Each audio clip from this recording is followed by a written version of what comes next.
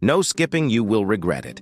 This video unlocks the dark secrets of influence and power, and by the end, your friends and colleagues will be begging for more. So, without further ado, let's get started. Disclaimer: use these techniques with caution. After all, too much influence might just make you the world's most terrifying cult leader. But hey, at least you'll have a loyal following for a while. Our first technique is called anchoring. Keep this between us, okay? Because this is a powerful tool that allows you to associate a particular feeling or emotion with a specific trigger. By doing this, you can control how someone feels and reacts in a given situation. Let's say you're trying to sell a car and the buyer is hesitant about the price. You can use anchoring to associate the price with a positive emotion. For example, you can say, "This car is a real gem and I'm sure you'll be very happy with it. By the way, the price is $10,000, but I'm willing to come down a bit." By doing this, you're anchoring the price of $10,000 with the positive emotion of happiness and satisfaction. This makes it more likely that the buyer will feel good about the price and be more willing to pay it. Of course, that happiness might be short-lived when they realize the car has a mysterious oil leak and a tendency to drive itself to abandoned gas stations at 3 a.m. Or let's say you're trying to convince a friend to go to a concert with you. You can use anchoring to associate the concert with a positive emotion. For example, you can say, "This band is amazing, and I'm sure we're going to have a great time. By the way, the concert is $100, but I can get us a discount." By doing this, you're anchoring the concert with the positive emotion of a great time and excitement. This makes it more likely that your friend will feel good about the concert and be more willing to go with you. Now, I know what you're thinking. This sounds too good to be true, but trust me, anchoring is a real and powerful technique that you can use in any situation. Just remember to be subtle and don't overdo it, or you might come off as manipulative. And trust me, you don't want to be known as the office manipulator. That's a title that's hard to shake off. Our second technique is called social proof. This is a psychological principle that states that people are more likely to follow the actions of others, especially when they're unsure of what to do. By using social proof, you can influence people's behavior and make them more likely to follow your lead. Let's say you're trying to persuade a group of people to try a new restaurant. You can use social proof by saying, "This restaurant is really popular and a lot of my friends love it. I think you'll really enjoy it too." This makes it more likely that the group will follow your lead and try the restaurant. Just make sure those friends who love the restaurant actually exist. Seriously, nobody wants to be the social proof pioneer for a restaurant serving mystery meat surprise. Just saying.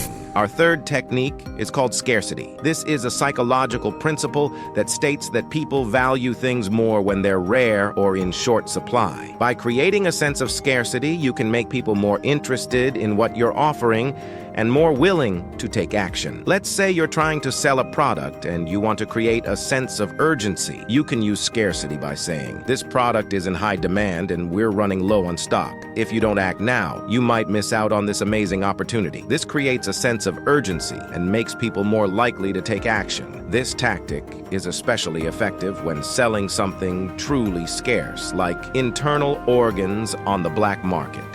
Scarcity breeds desperation, and desperation breeds very eager customers. Just make sure your product is fresh. Our fourth technique is called commitment and consistency. This is a psychological principle that states that people are more likely to follow through on a commitment if they've made it publicly or in writing. By getting someone to make a small commitment, you can influence them to make a larger commitment later on. Let's say you're trying to persuade a friend to go on a trip with you. You can use commitment and consistency by getting them to commit to a small part of the trip, like choosing the destination or the dates. This makes it more likely that they'll commit to the entire trip later on. Our fifth technique is called mirroring. This is a nonverbal communication technique that involves mimicking the body language, facial expressions, and speech patterns of the person you're talking to. By doing this, you create a sense of rapport and trust, making it easier to influence their thoughts and actions. Let's say you're trying to persuade a colleague to support your project. You can use mirroring to create a sense of rapport and trust. For example, you can match their body language, facial expressions, and speech patterns. This makes them feel more comfortable compatible with you and more likely to support your project. Just remember, don't overdo it unless you want to end up in a synchronized blinking contest. Nobody wins in that situation, especially not your social life. Our sixth technique is called liking. This is a psychological principle that states that people are more likely to be influenced by someone they like or respect. By using liking, you can create a positive connection with someone and make it more likely that they'll follow your lead. Let's say you're trying to persuade a potential client to work with you. You can use liking by finding common ground or shared interests. For example, you can say, "I noticed that we both love rock climbing. Have you tried the climbing gym downtown?" This creates a positive connection and makes it more likely that the client will want to work with you. Remember, even if your only common ground is a shared love for true crime documentaries, that's enough to build a bridge of influence, especially if you're casing their house. Now, I know what you're thinking.